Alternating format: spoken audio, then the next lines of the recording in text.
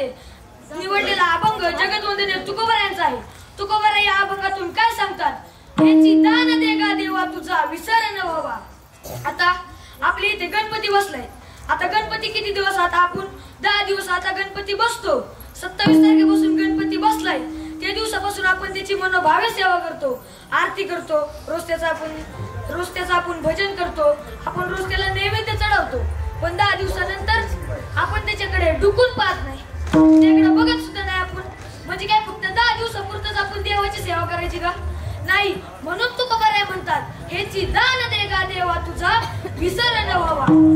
देवा मला काय दान दे की मला आता आपण सुद्धा देवाला दान मागायचं, या गणपती बाप्पाला दान मागायचं. काय मागायचं की आयुष्यभर नको, पण पुढले जवळ गणपती येत नाही तोवर तरी मला तुझा विसरू नको म्हणतो.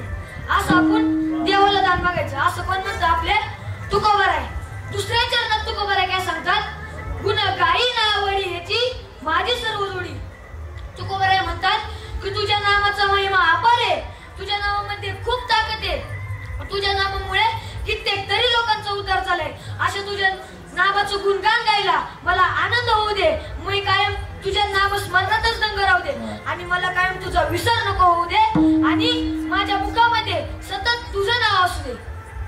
तिसऱ्या चरणात तुकोबराय सांगतात, न लगे मुक्ती धन संपदा संत संग देई सदा. आता मला तुझा विसर नको होऊ दे, मी तुझं नामस्मरण घेऊ दे. यासाठी मला संतांची संगत हवी. मला धन नको, संपत्ती नको, मला जी काही मान प्रतिष्ठा आहे ते मला नको. मला काय दे तर ते फक्त संतांचा संग दे. अंतिम चरणात तुकोबराय म्हणतात, तुका म्हणे गर्भवासी सुखे घालावे आम्हासी. तुकोबराय म्हणतात की हे सर्व करण्यासाठी मला तुझं नामस्मरण घ्यायचे. यासाठी मला तू मोक्ष देऊ नको, मला तू मुक्ती देऊ नको, तर मला काय दे? मला या मनुष्य जीवन मध्ये गर्भवास दे, पण त्यामध्ये कायम मला तुझा विसर नको होऊ दे आणि कायम तुझा नामस्मरण राहू दे. हा झाला अभंगाचा सरळ सरळ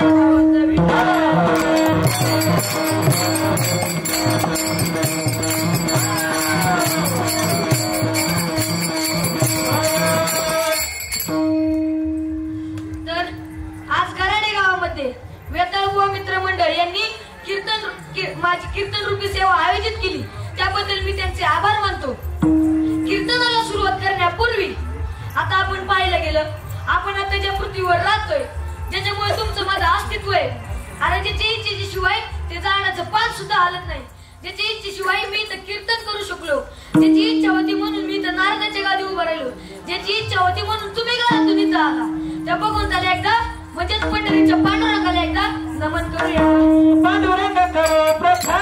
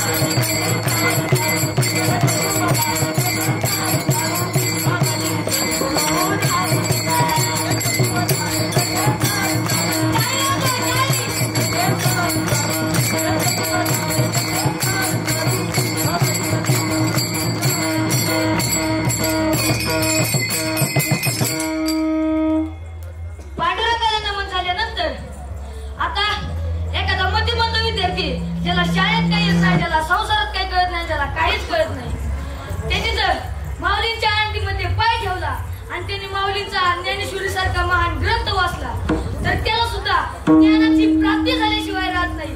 मग मला देखील असंच वाटतं, माझ्या कीर्तनामध्ये मला कुठल्याच ज्ञानाची कमतरता नको, म्हणून ते एकदा माऊलींना नमन करूया.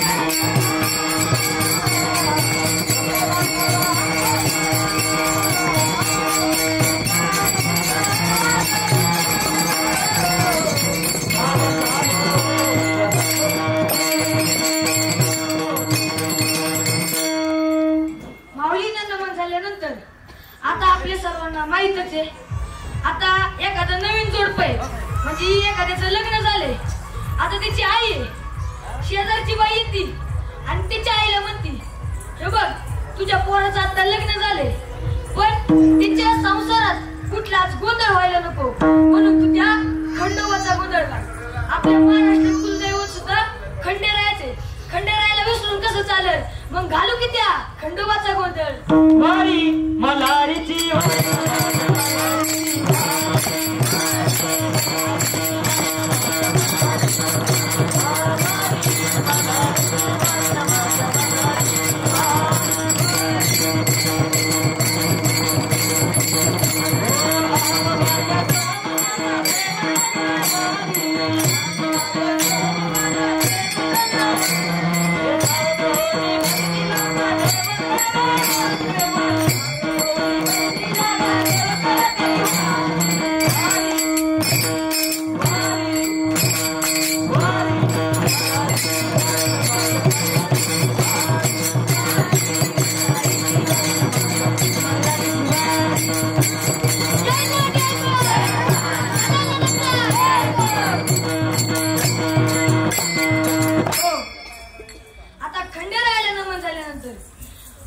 आषाढी वारी आली होती.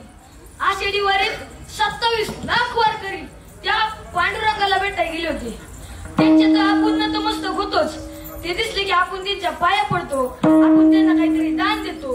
पण असेही काही वारकरी आहेत जे 15व्या दिवशी पंढरी आणि 30व्या दिवशी आळंदी, महिनाभर नाही जीवनभर त्यांच्या वाऱ्यात चालू असतात, वाऱ्यात चालू असतात. त्यांना काही धन नको, मान नको, त्यांना जेवण पण नको.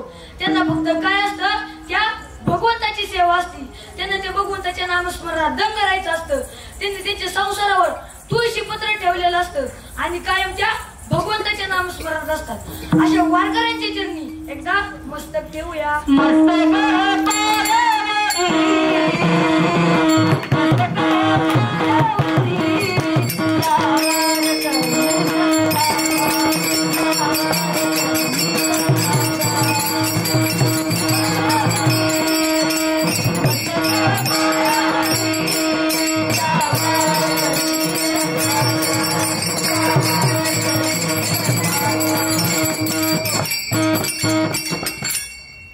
आता काय काय लोक म्हणत असते, महाराज आले आधीच उशीर गेलाय आणि आल्यापासून नुसतं भजन भजन भजनच चाललंय, कीर्तन कधी सांगणार आम्हाला.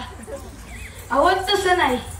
आतापर्यंत मी ज्या ज्या भगवंतांना, संतांना, वारकऱ्यांना नमन केलं, त्यांना आपण आवाहन केलं की तुम्ही गराडे गावामध्ये होत असलेल्या, वेताळबुवा मित्र मंडळामध्ये होत असलेल्या या कीर्तन सोहळ्यामध्ये तुम्ही सुद्धा उपस्थित व्हा. ते संत भगवंत सूक्ष्म रूपामध्ये आपल्याला दिसत नाही पण सूक्ष्म रूपामध्ये आपल्या कीर्तन रूपी सेवेमध्ये उपस्थित असतात. विठ्ठल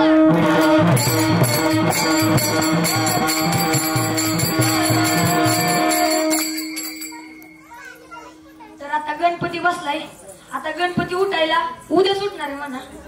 तसं आपण गणपतीची 10 दिवस लय भक्तिभावाने सेवा केली, पण 10 दिवस झाले हे यार गणपती मी विसरलो बाबा. गणपतीला आपण लक्षातच ठेवत नाही. तुकोबा राय पहिल्या चरणात सांगतो, हेची दान दे का देवा तुझा विसर न व्हावा. तुकोबा रायना भगवंत येऊन म्हणतो की तुकोबा राय मागा, काय मागायचे. तुकोबा राय म्हणतात की मला काहीच नको, मला धन नको, काहीच नको, मला तुझा विसर नको होऊ दे, मला एवढंच दान दे की तुझा विसर मला कधीच नको होऊ दे. मग आता पाहायला गेलं तर आपल्याला होतो का देवाचा विसर? आपल्याला या संसारिक जीवनामध्ये देवाचा काय, आपल्याला आपल्या पोरांचा विसर होतो. नाही भाऊ, पोरांचा नाही, पोरांचा नाही. पोरं आपल्या जीवाचे असतात. पोरांसाठी आपण काय बी करायला माग पुढे पाहत नाही. पोरं आपल्या संसारात आपण इतकं गुंतलोय की आपल्याला त्या भगवंताची आठवणच राहत नाही. आपण देवघर नुसतं बांधून ठेवतो, सकाळचं नुसतं त्या पुढे दिवा लावतो, नुसती फुलं लावतो आणि दिवसभर लोकांचं बांध करत बसतो. इकडं जा तिकडं जा, कुठे बोलतो. हा असं करायला पाहिजे का? आपण त्या देवाची भक्ती करतो, त्या देवाची भक्ती आपण शुद्ध मनाने केली पाहिजे. तर मग तुकोबा राय असंच म्हणतात, मग तुझा विसर नको मला कधीच, तुझा विसर म्हणजे हा जन्म काय, पुढले अनंत जन्म माग झालेले अनंत जन्म आणि पुढे येणारे मला कित्येक जन्म येऊ दे, मला तुझा विसर नको. मग आता पाहायला गेलं तर एकदा काय होतं, आता आपल्या सर्वांना माहितीये, जर आता आपले शेतकऱ्यांसाठी आता शेतकरी कुणाकडे मागणं मागतात, बळीराजा, बरोबर का नाही? बळीराजा हा शेतकऱ्यांचा एक मोठा आधारस्तंभ आहे म्हणा. कारण शेती करत असताना बळीराजाची खूप गरज असते. आपण आता खूप जागेवर पाहतो, बळीराजा आम्हाला प्रसन्न हो, बळीराजा आम्हाला प्रसन्न हो. आपण शेतकरी जण आहे, शेतकरी काय म्हणतात, माझ्या वावरात पीक येऊ दे, माझं पीक फुलू दे, असं आपण बळीराजाकडे मागणं मागतो. हे कुणासाठी? शेतकऱ्यांसाठी. मग तो बळीराजा कोण होता? तर तो दैत्य कुळातील एक राक्षस होता. आणि एकदा काय झालं, त्याने इतकं दान केलं होतं माणसांना, इतकं दान केलं होतं, दान करू करू करू करू त्याचं आत्मबळ इतकं वाढलं होतं की अख्खं स्वर्ग त्याच झालं होतं, अख्खी पृथ्वी त्याचीच झाली होती. मग आता स्वर्गाचा राजा इंद्राला ब्या वाटायला लागली. इंद्र म्हणायला लागला की जर बळीराजा स्वर्गात आला तर स्वर्गातलं माझं राज्य हिरावून येईल. इंद्राला ब्या वाटायला लागली आणि सगळ्या देवांना बी ब्या वाटायला लागली की बळीराजा जर स्वर्गात आला तर आता बळीराजा राक्षस कुळातला, दैत्य कुळातला. मग म्हणल्यावर सगळे राक्षस कुठे येतील? स्वर्गावर येतील बळीराजा आला तर. म्हणून सगळ्या देवांना आणि इंद्राला चिंता व्हायला लागली. ते सगळे विष्णू देवांकडे गेले. विष्णुदेव म्हणाले ठीक आहे, आता भक्तांसाठी देव काही पण करतो. भक्ताला के पायापाशी दुर्जनाशी संवाद. देव आपल्या भक्तासाठी काय पण करायला तयार आहे. मग देव बळीराजाला मारण्यासाठी वामन अवतार घेऊन येतात. वामन म्हणजे कोण? वामन म्हणजे काय? हातात गदा, हातात चक्र असं नाही घेऊन येत. वामन म्हणजे एक बालाप्रिय श्रीमावली कसे यांच्यासारखे एक बारकं पोरगा असतं, ब्राह्मण असतं, एका हातात छत्री आणि एका हातात कमंडलू घेऊन ते बळीराजाच्या दरबारात येतात. बळीराजा आपला यज्ञ करत असतो. यज्ञ करताना तिथं वामन येतं आणि वामन म्हणतात की राजा मला दान द्या, तुम्ही सर्वांना दान करता, मला तुम्ही 3 पाऊल जमीन द्या. त्यावेळी बळीराजा म्हणतो ठीक आहे, मी तुला 3 पाऊल जमीन देतो. असं काही दान आहे? हे वेगळं दान आहे. 3 पाऊल जमीन कोण मागतं का? तुम्हाला एक गाव मागितलं असतं ते दिलं असतं. 3 पाऊल जमीन? तो म्हणतो नाही, तुम्ही मला 3 पाऊल जमीन द्या. तेव्हा तो बळीराजा म्हणतो ठीक आहे. तेव्हा वामन काय म्हणतात? ते म्हणतात असं नाही, तुम्ही मला संकल्प घेऊन 3 पाऊल जमीन द्या.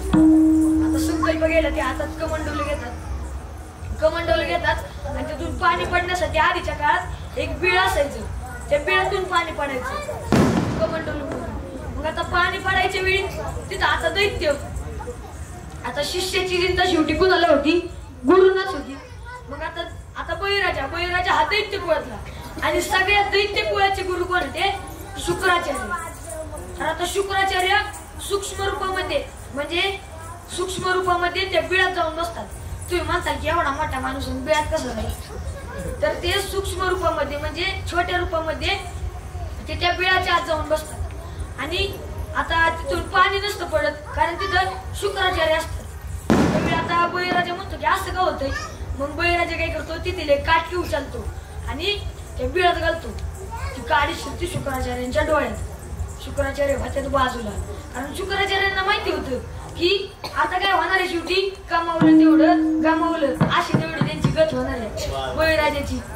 म्हणून शेवटी आता शुक्राचार्य बाजूला सरतात. आता तिथून पाणी टाकतो, हातात संकल्प घेतो, म्हणतो की मी तुला 3 पाऊल जमीन देतो आणि संकल्प सोडतो. त्यावेळी वामनदेव इतकं मोठं होते. आता त्यांची 3 पाऊल केवढी? पहिलं पाऊल टाकतात, अख्खं स्वर्ग त्यांचंच होतं. दुसरं पाऊल टाकतात, अख्खी पृथ्वी त्यांचीच होती. आणि तिसरा पाऊल आता बळीराजा, आता वामनदेव म्हणतात 3रं पाऊल पुढे टाकू. बळीराजा म्हणतो टाका माझ्या डोक्यावर. वामनदेव खरंच त्या डोक्यावर टाकतात. वामनदेव असं त्या डोक्यावर पाय ठेवतात. बळीराजा तसाच जमिनीत जातो. मग बळीराजा आता त्याने दान कुणाला मागितलं? दान कुणी मागितलं? वामनदेवानी. बळीराजाने माग पुढे पाहिलं का? बळीराजाला मनातून शांतता आलीच असेल ना की 3 पाऊल जमीन हे वेगळंच आहे, तरी त्याने दिलं, त्याने दान देण्याचं कार्य केलं. म्हणजे आता आपण पाहतो की आता गणपती बसलाय. गणपती म्हणजे आपल्या सर्वांचा आवडता देव आहे का नाही? गणपती सगळ्यांना आवडतो, पण कधी 10 दिवस त्याच्यानंतर नाही, त्याच्यानंतर हे देव कर नाही. सकाळचं आपल्या देवघरात जेवढं देव आहे फक्त तेवढं देवान पुढे आरती म्हणायची, दिवा लावायचा आणि दिवसभर एक फुल व्हायचं आणि दिवसभर दुसरीकडे काम करायचं. संसारात लोकांचा लुबाड करायचा, इकडं लोकांचं बाण करायचं, असा आपला संसारिक जीव असतो. मग तसं नाही केलं पाहिजे. तर आपले जे गणपती बाप्पा आहेत, आता तुम्हाला जाता गणपती चाललाय तर त्याबद्दल एक कथा सांगू गणपतीची. तर एकदा काय होतं, आपले गणपती बाप्पा आणि कार्तिकेय स्वामी त्यांच्यात भांडणं लागते की आता सगळ्यात मोठा कोण, सगळ्यात सर्वश्री गणपती बाप्पा म्हणतात सगळ्यात चांगला मी आणि कार्तिकेय स्वामी म्हणतात सगळ्यात चांगला मी.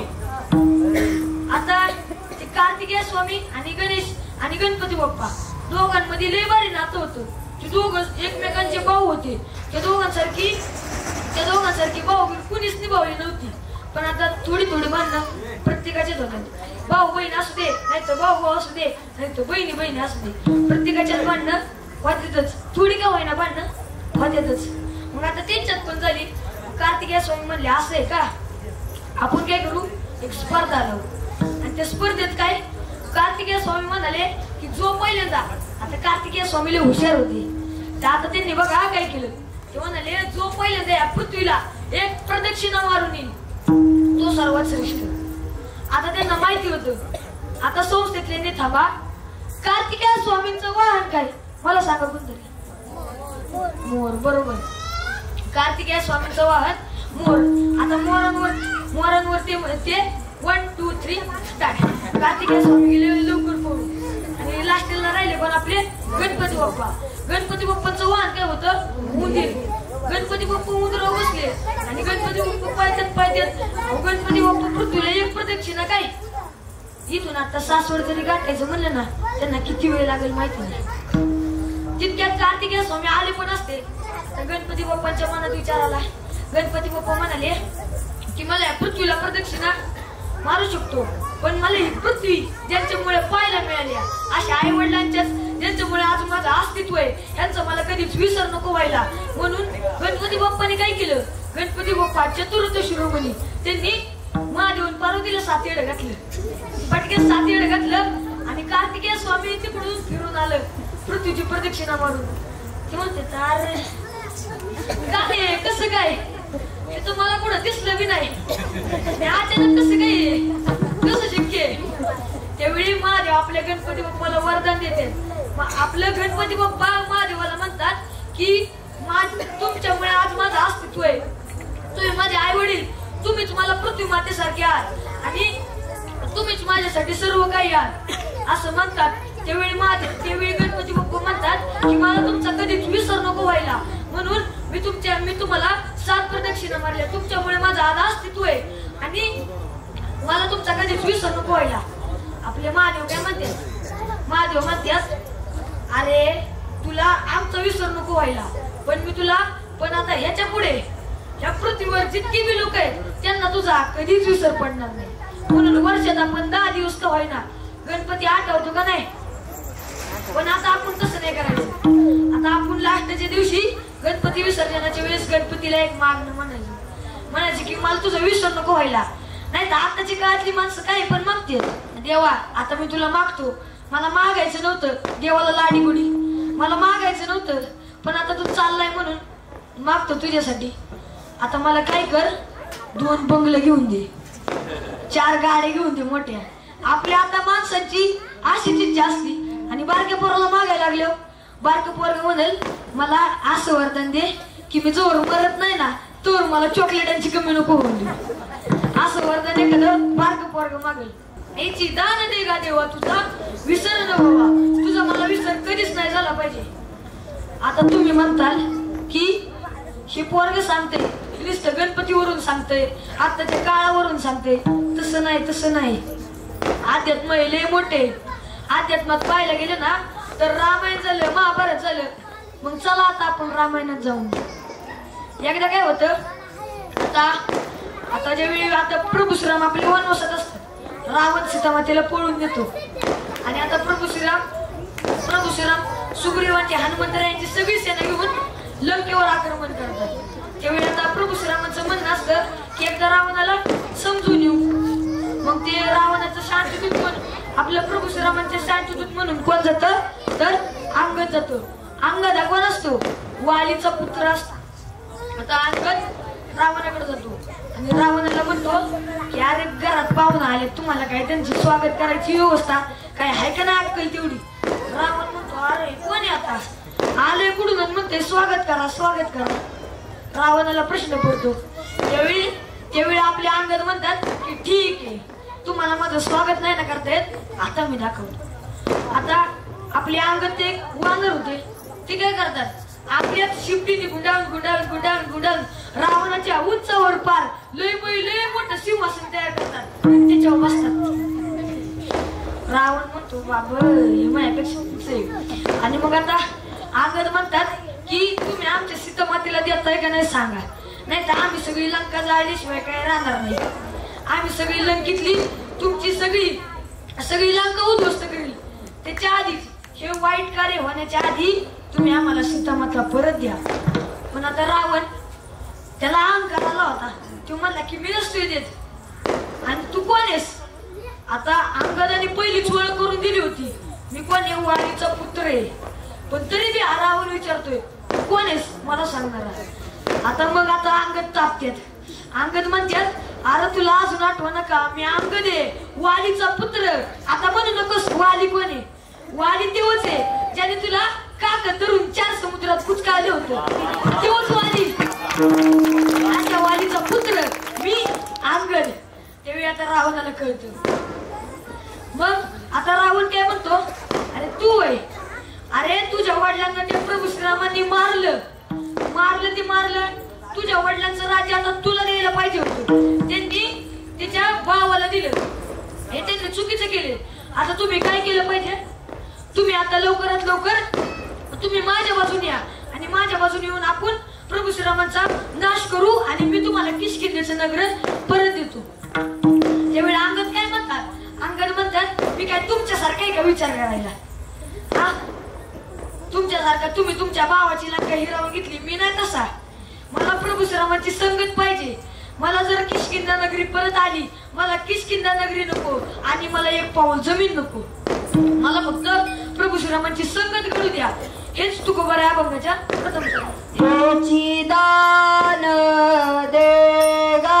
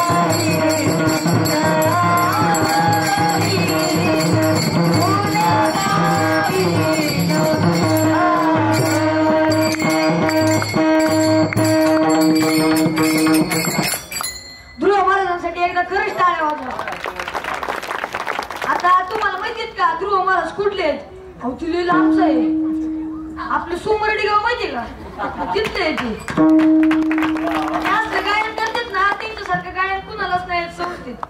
खरंच ते गायनाची कोकिळ आहे ते लता मंगेशकर 2 आहे. त्याच्यासारखं गायक कोण आहे खरंच त्याचा आवाज खूप छान आहे. तर आपले दुसऱ्या चरणात आपले तुकोबाराय काय म्हणतात गुण गायी ना आवडी ह्याची माझी सर्व जोडी. तुकोबाराय भगवंताला म्हणतात की तुझ्या नामस्मरणाचा महिमा अपार आहे. तुझ्या नामस्मरणाने कितीतरी लोकांचा उद्धार झालाय. अशा नामस्मरणाची मला गोडीने मला भक्तीने आणि गोडीने मी कायम तुझं नामस्मरण घेत राहील असं मला जाणवलं. आता पाहायला गेलं तर आपण आता देवाचं नाव घेतो का? हा, आपण देवाचं नाव घेतो का कधी? देवाचं नाव नाही घेत आपण. आपण काय करतो? आपण नुसतं संसारातच राहतो. आपण संसारात आपल्या पोरांची नाव घेतो. आपुला पाय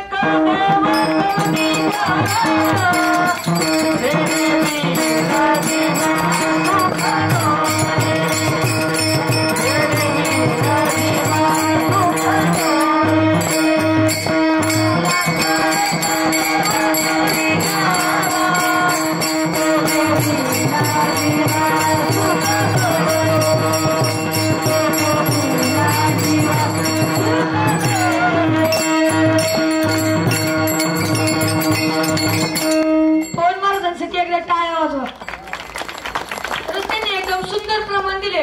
आपुला तो एक देव करून घ्यावा, त्याने विना जीवा सुख नये. आपण आपलं एकतरी व्हायना देव आपण करून घेतलाच पाहिजे. नाही तर आपण संसारात राहून देवाची बी नाव विसरतो. आपल्याला दिवस काहीच आठवत नाही. आपल्याला फक्त आपली पोरं बाळा आपल्या संसारात आठवतो. आपल्या घराचं नाव काय ठेवायचं, आपण मोठं झाल्यावर हे घर बांधायचं, मोठं झाल्यावर ती गाडी घ्यायची, असंच आपले विचार चालू असतात. आपण संसारिक जगात नाही राहिलं पाहिजे. आपण आपलं एकतरी का होईना देव करून घेतलं पाहिजे. आता ते तुमचं तुम्ही ठरवा. तुम्हाला महादेव करून घ्यायचं असेल, हनुमंतराय करून घ्यायचं असेल, आपले गणपती बाप्पा करून घ्यायचं असेल, जे पाहिजे ते देव करून घ्या. पण एक ना एक तरी देव करूनच घ्या. मग आता एकदा काय होतं की आता देवाचं नाव, हा आपण कुठं होतो? देवाचं नाव. आता देवाचं नाव आपण घ्यायला पाहिजे. देवाचं नाव तर तुम्ही कीर्तनात येऊन इथे उपस्थित राहिला, तुम्ही देवाचं नाव घेताय. म्हणजे कीर्तनात म्हणजे आपण म्हणजे एवढंच नाही, एवढंच कीर्तन नाही. हा आवाज, हा कीर्तनाचा आवाज जिथपर्यंत जातोय ना तितकी लोक नामस्मरण करतात. मग तुम्ही म्हणताल की घरात झोपले असतील त्यांना बी आवाज ऐकू. तशी नाही. ज्यांना इथे येता येत नाही पण ती घरी राहून सुद्धा देवाचं नाव घेतात, अशी भक्त देवाला प्रिय असतात. आणि अशा भक्तांनी देवाचं नामस्मरण करावं असं तुकोबराय दुसऱ्या चरणात सांगतात. मग आता इथे तुम्ही सुद्धा नामस्मरण करता. तिथं बसून जरी आता आपल्या कीर्तनात या आजीबाई सुद्धा तिथं बसून नामस्मरण करतायत. तिथं बसून तेव्हा माझं कीर्तन ऐकतायत, तिथं बसून ते काका माझं कीर्तन ऐकतायत, इथं बसून तुम्ही माझं कीर्तन ऐकतायत, तिथं बसून ते माझे कीर्तन ऐकतायत. सर्वजण माझे कीर्तन ऐकतायत. तुम्ही देवाचं नामस्मरणच करताय. कारण नारदाला आपले भगवंत पांडुरंग काय म्हणतात, ज्याच्या वेळी भक्त माझं नामस्मरण करतात ना त्याच्या वेळी मी त्यांच्या पाठीशी कायम उभा असतो. मग आता पाहायला गेलं तर एकदा काय होतं, आता आपले प्रभू श्रीराम रावणचा वध करून येतात आणि एक काशीनरेश राजा म्हणून असतो. तो म्हणतो की कोण आहेत ते महान व्यक्ती ज्यांनी रावणासारख्या दुष्टाचा संहार केला, हे पृथ्वीवरले यांचं वज कमी केलं. तुकोबरायांना आपला बघून तो म्हणतो ठीक आहे, तू माझं नाव घे, माझ्या नावाचा महिमा आहे, तू माझं नाव घे, तुला मी माझा विसर नाही पडून देत. तुला काही खायला प्यायला काही पैसे पाहिजे का, धन संपत्ती, तुला संपत्ती पाहिजे का? तर तुकोबराय म्हणतात न लगे मुक्ती धन संपदा संत गदे सदा. तुकोबराय म्हणतात की मला मुक्ती धन संपदा असलं काहीच नको, मला काय द्या तर फक्त त्या संतांचा संग द्या. म्हणजे एकदा काय होतं, शबरी माता आता 5 वर्षाची शबरी असते आणि तिचं ज्यावेळेस लग्न असतं, लग्नाच्या वेळी तिच्या लग्नाला 12 बकऱ्यांची बळी देणार असते. ती म्हणते की असं का करतात. त्यावेळी तिची आई म्हणती की आता तुझं लग्न आहे ना तर 12 बकऱ्यांची बळी देणार आहे.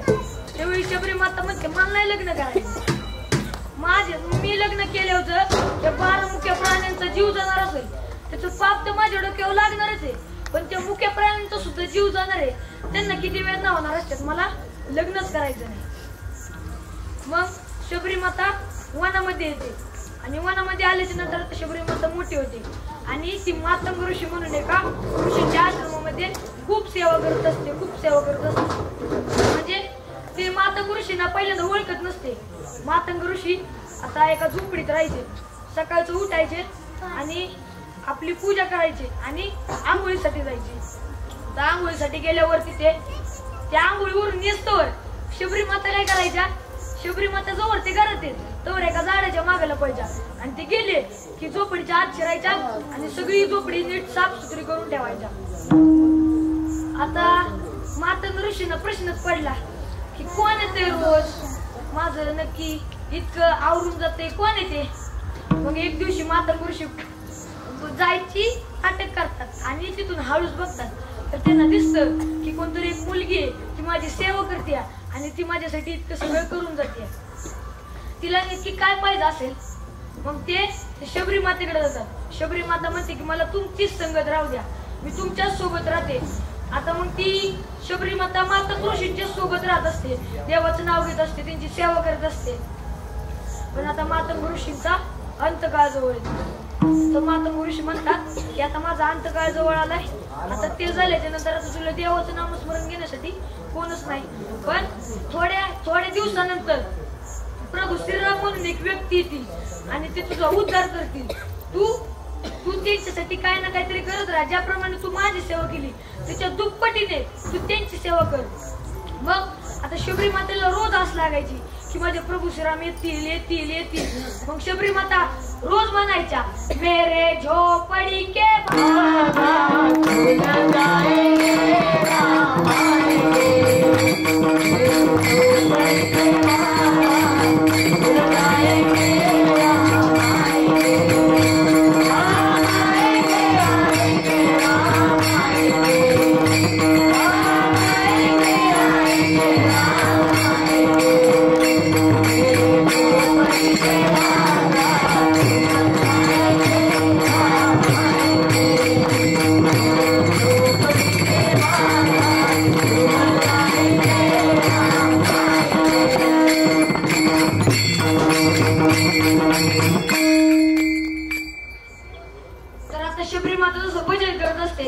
आणि एक दिवशी चौकट सजून ठेवते. प्रभू श्रीरामांना येण्यासाठी फुलाच्या पायऱ्या करते आणि प्रभू श्रीराम खरंच येतात तिथे. म्हणजे प्रभू श्रीराम चाललेले असतात जाताना त्यांना शबरी माता भेटते. शबरी मातेच्या इथे जातात आणि शबरी मातेचा त्यावेळी तिथे उद्धार होतो. म्हणजे त्यावेळी तिला काय पाहिजे होतं का तिला त्यावेळी जेव्हा तिचं लग्न व्हायचं होतं त्यावेळी ती इतकी म्हणजे इतकी श्रीमंत होती. ती एका राजाची मुलगी होती. तिला काहीच कमतरता नव्हती. तिला धन मान प्रतिष्ठा सगळं होतं. पुढे जाऊन राणी होणार होती. पण तिला पाहिजे होतं का नव्हतं. तिच्यामुळे जर मुख्य प्राण्यांचा जीव जाणार असेल असं तिच्या मनात जेव्हा भावना निर्माण झाली ना तेव्हाच तिला देवाची प्राप्ती झाली होती. आपल्या मनात सुद्धा आता मी कीर्तन सांगतोय म्हणजे माझंच कीर्तन नाही तुम्ही कुठले बी कीर्तन ऐका आणि तुमच्या मनात म्हणजे तुम्ही तुमच्या मनात असं विचार आला की मला माळ घालायला पाहिजे म्हणजे माळ घातली नाही पण असं विचारच आला तेव्हाच त्या देवाची तुमची गाठ जुळायला सुरुवात होते. मग आता एकदा काय होतं की तुकोबाराय काय म्हणतात की न लगे मुक्ती धन संपदा संत संग देई सदा. मला मोक्षाची प्राप्ती नको मला धन नको मला काहीच नको मला फक्त संतांचा संग घडू दे. मग आता एकदा काय होतं एक वेद धर्म नामक एक ऋषी असतात. त्यांचा जंगलामध्ये एक आश्रम असतो आणि तिथे आश्रमामध्ये राहत असतो. त्यांचे शिष्य पण राहत असतात. आणि एक दिवस काय होतं आता ते त्रिकालज्ञानी होते. त्यांना भूतकाळ पण कळायचा भविष्यकाळ पण कळायचा आणि वर्तमान काळ पण कळायचा. मग त्यांना कळतं की पुढे जाऊन मला कुष्ठरोग होणार आहे. म्हणजे कुष्ठरोग म्हणजे काय खोकला सर्दी नाही आपल्याला. कुष्ठरोग म्हणजे अंगाला फोड येतात त्यातून दुर्गंधी यायला सुरुवात होते त्यातून रक्त यायला सुरुवात होते. असं खूप वाईट प्रकारचा तो कुष्ठरोग असतो. मग त्यांना कळतं की आता मला थोड्या दिवसात कुष्ठरोग होणार आहे. मग ते आपल्या सगळ्या शिष्यांना घरी लावतात. आता त्यांचे समजा 50 विद्यार्थी आहेत तर त्यातले काही 20 विद्यार्थी त्यांना त्यांच्यावर खरी श्रद्धा असते त्यांची ते नाही जात ते थांबतात तिथे. मग आता वेदधर्म ऋषी आता शिष्याच्या भल्यासाठी सांगतात. मग ते ओरडून सांगतात हाणून सांगतात का मारून सांगतात पण ते शिष्याच्या भल्यासाठीच असतं. मग ते म्हणतात जाताय का मी तुम्हाला मारील ते शिवाय शकते तुम्ही इतकं पटकेच निघून जावा. सगळे जातात घरी फक्त एकटं पोरगा राहतो त्याचं नाव असतं सांगितो. ते राहतं तिथं आणि वेदधर्म ऋषी म्हणतात बघा माझ्या संग राहिला तर मग माझ्याशिवाय ते ऐकायला लागेल बोलणं खायला लागेल तू इथून जा आपला. त्यावेळी तो म्हणतो की मला तुमचं काही खायला आवडू द्या मी तुमच्या सोबतच राहणार आणि कायम तुमच्या सोबतच राहणार. मी मरस्तोपर्यंत तुमच्या सोबतच राहणार अशी त्याची इच्छा होती. मग आता सांदीपक आणि वेदधर्म ऋषी पुढे जातात तर ते काशीमध्ये जातात आणि काशीमध्ये जाऊन सांदीपक काय करतो, वेदधर्म ऋषींसाठी एक चांगली झोपडी तयार करतो. त्या झोपडीमध्ये आता वेदधर्म ऋषी रोज राहत असतात. त्यांचा कुष्ठरोग वाढत चाललेला असतो, पण सांदीपक त्यांची सेवा सोडत नाही. तो गुरूंची सेवा सोडत नाही. गुरूंच्या सेवेमुळे कितीतरी जणांचं भलं झाले. तो गुरूंची सेवा सोडत नाही, कायम गुरूंची सेवा करत असायचा. एक दिवस तो आपला बाहेर जातो, गुरु आतमध्ये असतो. तो बाहेर जातो, बाहेर त्याला महादेव दिसतात, ब्रह्मदेव दिसतात. ब्रह्मदेवांना तो म्हणतो, आता त्याला ब्रह्मदेव पुढे आलेले असतात, त्याला काय करावं काही सुचत नाही. त्यावेळी ब्रह्मदेव म्हणतात, माग, तुला काय मागायचे? त्यावेळी तो म्हणतो की माझ्या गुरूंना जे कुष्ठरोग झालेत ना ते त्यांच्यापासून बरं करून देता का? ब्रह्मदेव म्हणतात की मी बरं करून देतो, पण एकदा विचारून तर येते ना. आज जातो आणि आपल्या गुरूंना म्हणतो, गुरुजी ते बाहेर ब्रह्मदेव आले, ते वरदान देतात की तुम्हाला नीट करणार आहेत. त्यावेळी वेदधर्म ऋषी म्हणतात, अरे तुला माझी सेवा करता नाहीत म्हणून तू कुणाला बी घेऊन येतोस का? आजी तुला इथून जायचं असेल तर जा, तुला माझी सेवा करता नसेल तर नको करू, पण असं खोटं तरी नको बोलू. देवाला परत पाठव. तुला जर माझी सेवा करता येत नसेल तर काय इथं थांबलायस, लवकर जा इथून. आणि त्याला 2 शिवे बी टाकतात. तो घाबरतो, लय घाबरतो आणि बाहेर जातो.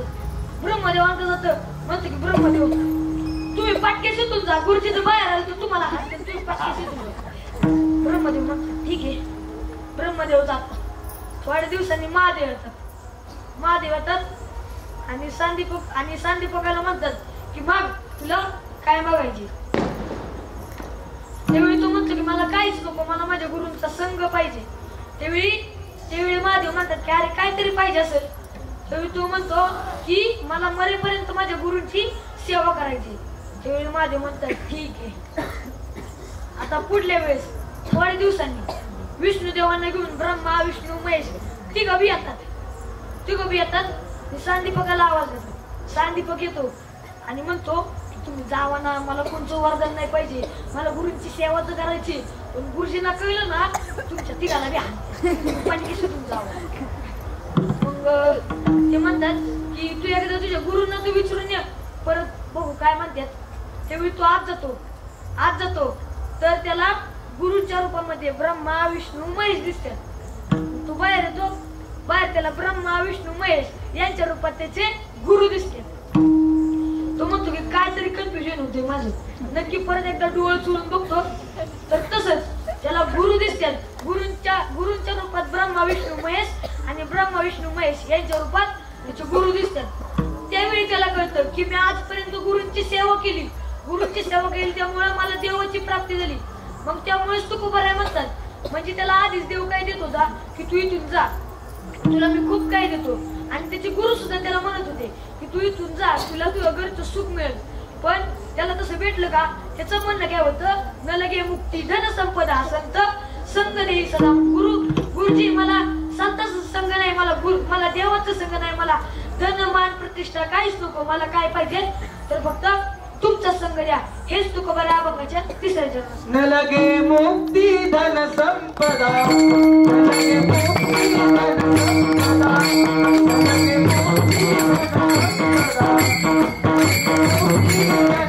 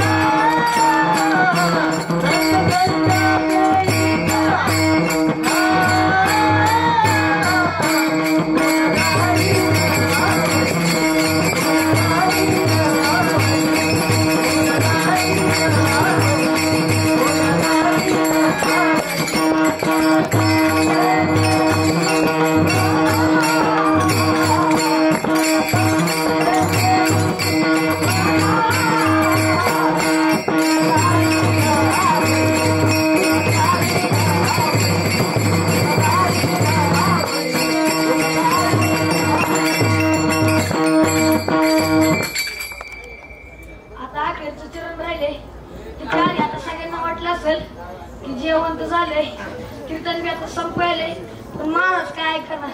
महाराज कीर्तन घेते आता हे डायरेक्ट सकाळपर्यंतच कीर्तन घेईल. सकाळ झाली की परत काकड्याला जायची. नाही काकड्याला बंद काकड्याला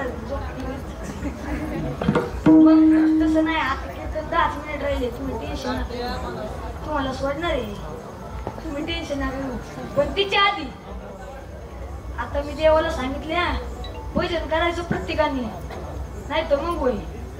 मग देव लय नाराज होतो त्याच्यावर.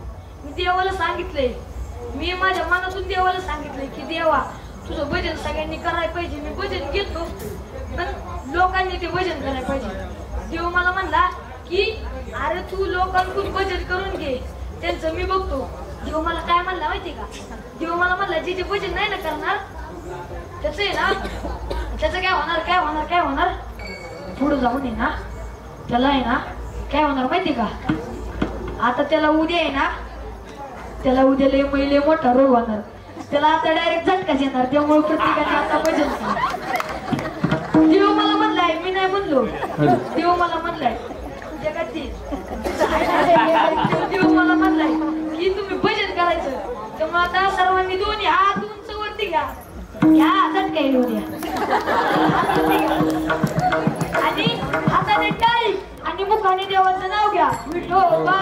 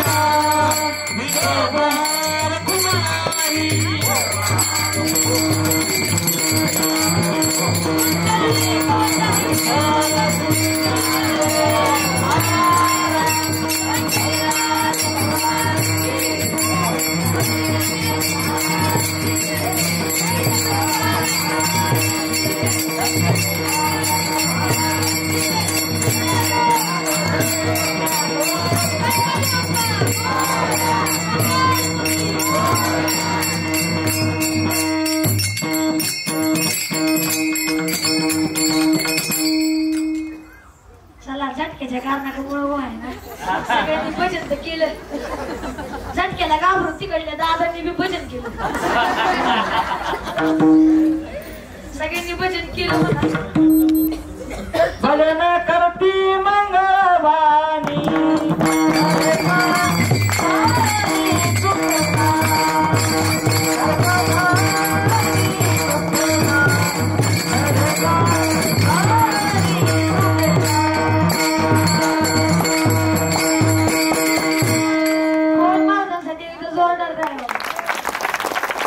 परिस्थितीला मॅच होणारे प्रमाण दिले त्यांनी आता बरोबर.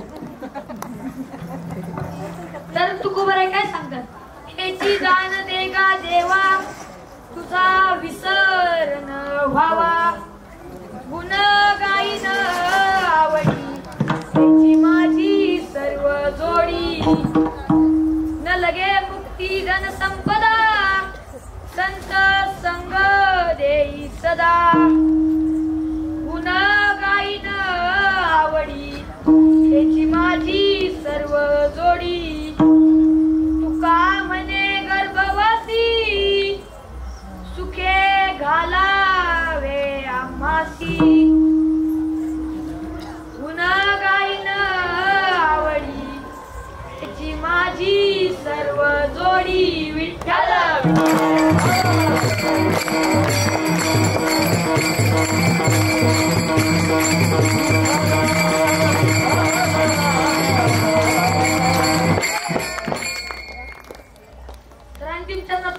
काय सांगतात, तुका म्हणे गर्भवास सुखे घालावे आम्हाला.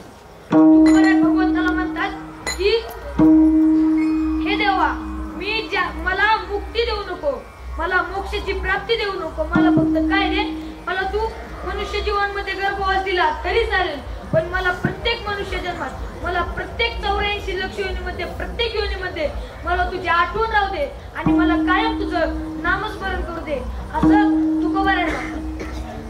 आता आपण पाहतो, आता मी इथं कीर्तन करतो, तुम्ही इथं कीर्तन ऐकताय बरोबर. आज इथं बाया सुरक्षित आहेत, आज तिथं माणसं बसू शकले, आज मी इथं कीर्तन करू शकलोय तर कुणामुळं, छत्रपती शिवाजी महाराजांमुळे.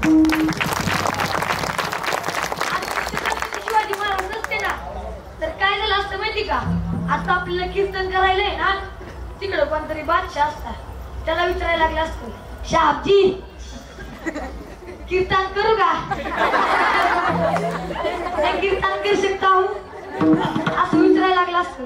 मग परत त्याने आपल्या धर्मावर ग्लानी टाकली असती, धर्माला आपल्या चिडावलं असतं, त्याने काय काय बोलला असता ते ऐकून घ्यायला लागलं असतं. जर छत्रपती संभाजी महाराजांसारखं असतं ना त्याने आवाज उठावला असता, पण जर आपल्यासारखं असतं ना गप्पच बसला असतं.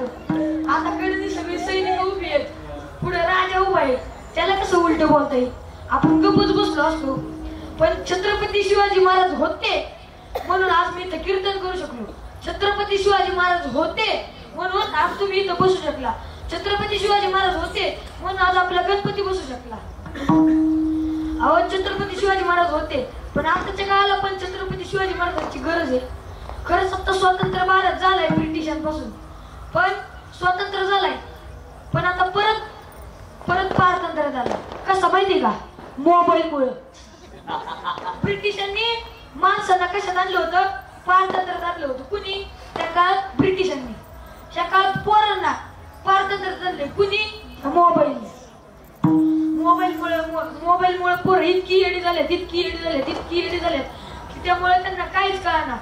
आता आपण तुम्हाला खरं पाहिजे असेल ना, की तुम्हाला वाटतं की माझ्या मुलाचं माझ्यावर लय प्रेम आहे, माझ्या मुलाचं माझ्यावर लय प्रेम आहे, तुम्हाला जर बघायचं असेल ना काय करायचं, घरी जायचं. घरी गेलोय ना, आपली पोरगा असू द्या नाही तर पुरी असू द्या, माझं सोन्या तुझा मोबाईल दे, तायडे तुझा मोबाईल दे, आणि म्हणायचं की आता ह्यो मोबाईल आहे ना तुला परवा संध्याकाळी देतो. कुत्रा आहे ना, कुत्रा हळू बघता, हळू बावड्या फडा फडा फडा फडा बोलायला सुरुवात करेल, आणि डोल तशाचा आवाज तरी हळू येतो. तायडी मांडी आपटाय सुरुवात करेल, आपलं घर वाटेच्या गजरात घुमून जाईल. मग तेव्हा कळेल आपल्याला आपल्या मुलांचं आपलं किती प्रेम. आताच आपण जागा व्हा. आता आपण आपल्या मुलांना मोबाईल कशासाठी दिला असतो, सुरक्षेसाठी. त्यांच्या जीवाला कोणताच धोका येईल नको, बरोबर का नाही. त्यांचा अतिप्रसंग आला तर ते आपल्याला फोन करते, आपल्याला सांगते. ती संध्याकाळची बी मोबाईल चालत बसते.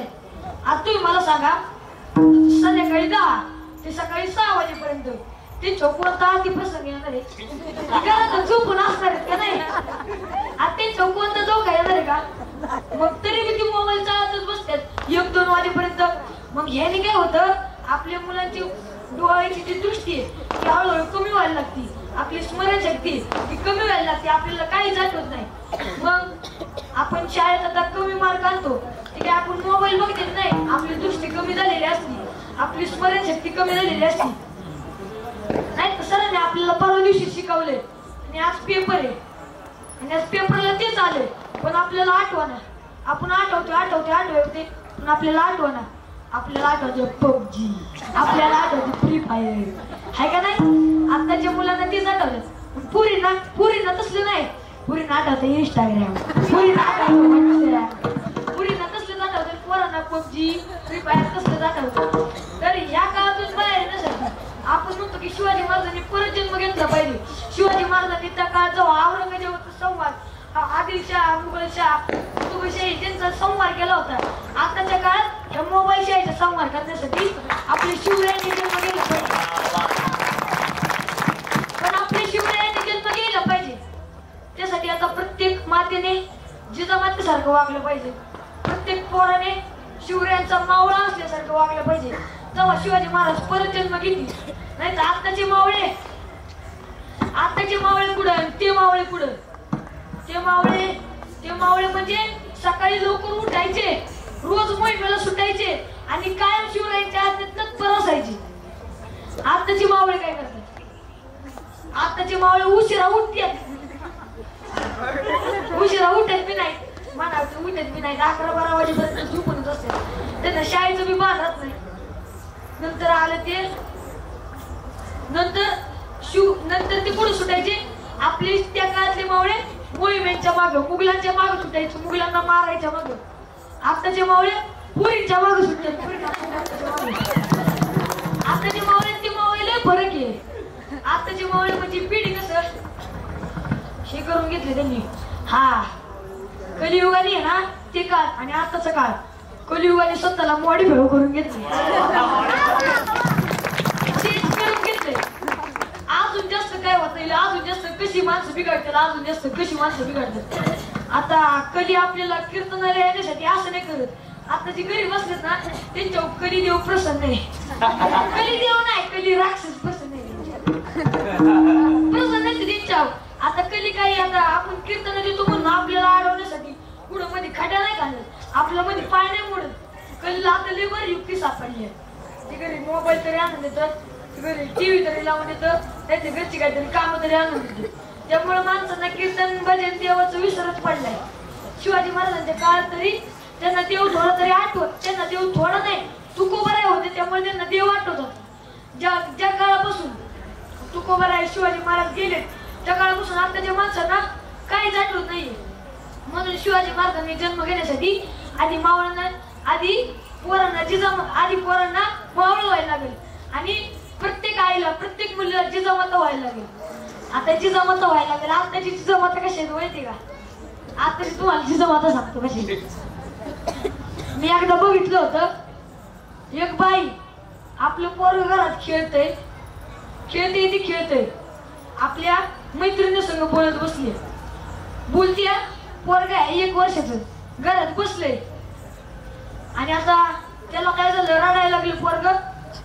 आता बाईने काय केलं पाहिजे, त्याला दूध पाजलं पाहिजे का नाही.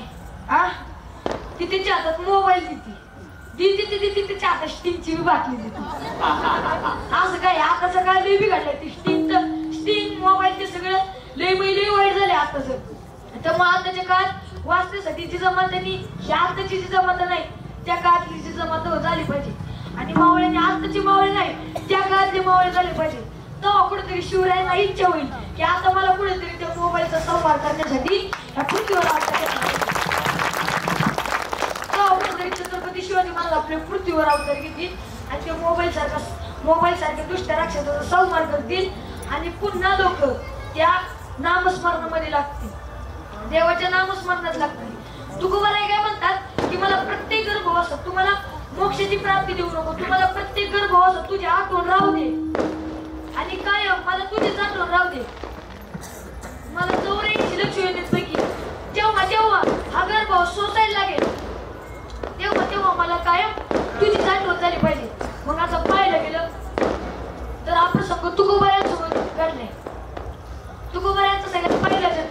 भक्त प्रल्हाद किती जणांना माहिती हात वरती करा.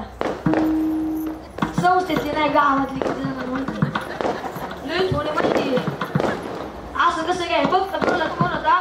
सत्ययुगात झाला. आता आपली 4 युग आहेत. सत्ययुग, त्रेतायुग, द्वापरयुग, कलियुग. आता तर चालू आहे ते कलियुग. पण सत्ययुगात होऊन गेला भक्त प्रल्हाद.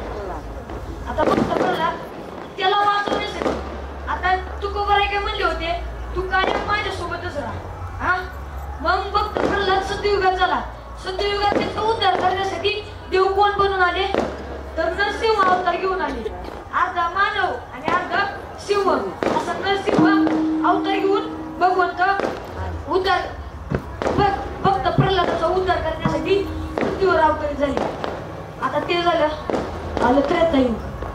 त्रेतायुगात तुकाराम महाराज अंगदाचा अवतार घेऊन आले. अंगद मी तुम्हाला मगाशी सांगितलं ना, ते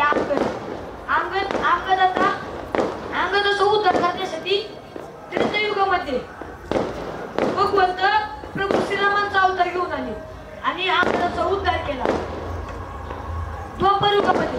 द्वापरयुगामध्ये तुकोबाराय उद्धव बनून आले. त्यांचा दोघांचा जो संवाद आहे त्या संवादातून उद्धव गीता. आता आपण श्रीकृष्णाने अर्जुनाला जी गीता सांगितली ती गीता आणि श्रीकृष्णाने उद्धवाला जी गीता सांगितली ती उद्धव गीता. त्या उद्धव गीतेवर आताचे आपले जे संत आहेत एकनाथ महाराजांनी काय केलं तर एकनाथी भागवत म्हणून एक ग्रंथ रचला. त्या ग्रंथात पृथ्वीचे सर्व रहस्य मग त्या ग्रंथामध्ये या पृथ्वीचं सगळं वर्णन आहे. पृथ्वीचं वर्णन आहेच, भगवंताच्या लीलांचं वर्णन आहे. भगवंताने काय काय कार्य केले, भगवंताच्या नामाचं महिमा काय, भगवंताचं म्हणजे अध्यात्म नक्की काय हे त्या एकनाथी भागवतात लिहिलेलं आहे. मग आपण जीवनात एकदा जो आहे ना ते एकनाथी भागवत वाचलंच पाहिजे. मग आता द्वापरयुगात भगवंत उद्धवांचा उद्धार करण्यासाठी श्रीकृष्णांचा अवतार घेऊन आले. आणि कलियुगात तुकोबाराय नामदेव महाराज बनून आले. नामदेव महाराज शके 1200 मध्ये. आणि त्यांचा उद्धार करण्यासाठी आपला भगवंत कुणाचा अवतार घेऊन आला तर पांडुरंगाचा अवतार घेऊन आला. पांडुरंगाने नामदेवरायांच्या हातची खीर खाल्ली. नामदेवरायांची भक्ती ते खिरीत उतरली होती. त्यामुळे भगवंताला ती खीर खूप गोड लागली. त्यामुळे नामदेवरायांचा उद्धार करण्यासाठी देव पंढरी दिवशी पांडुरंगाचा अवतार घेऊन येतात. आणि शेवटी तुकोबाराय. त्यामुळेच तुकोबाराय अंतिम चरणात काय सांगतात, तुका म्हणे गर्भवासी